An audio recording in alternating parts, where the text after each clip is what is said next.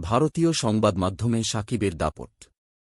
কানপুরের green park স্টেডিয়ামের সংবাদ সম্মেলন কক্ষে গতকাল আচমকা টেস্ট ও টি-20 থেকে অবসরের ঘোষণা দিয়ে ক্রিকেট বিশ্বে আলোচনার জন্ম দিয়েছেন সাকিব আল হাসান।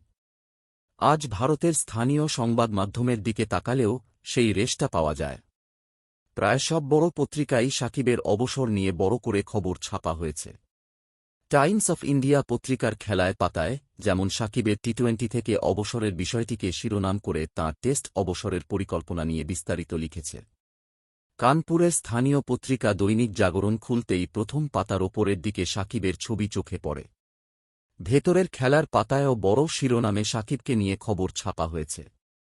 তবে সাকিবকে নিয়ে দৈনিক জাগরণের শিরোনাম যা দেওয়া হয়েছে, বাংলায় তার অর্থ দাঁড়ায়, বাংলাদেশের সবচেয়ে বড় খেলোয়াড় সাকিবের ঘরে ফিরতে ভয়। সাকিবের অবসরের ঘোষণার সঙ্গে তাঁর দেশে ফেরার শঙ্কার কথা নিয়ে খবরটি প্রকাশ করেছে দৈনিক জাগরণ। দেশে ফিরে আগামী অক্টোবরের দক্ষিণ আফ্রিকা সিরিজ না খেলতে পারলে কানপুর টেস্টই হতে পারে সাকিবের শেষ, এ বিষয়ে শিরোনাম করে সাকিবের খবর প্রকাশ করেছে আরেক ইংরেজি দৈনিক দ্য ইন্ডিয়ান এক্সপ্রেস।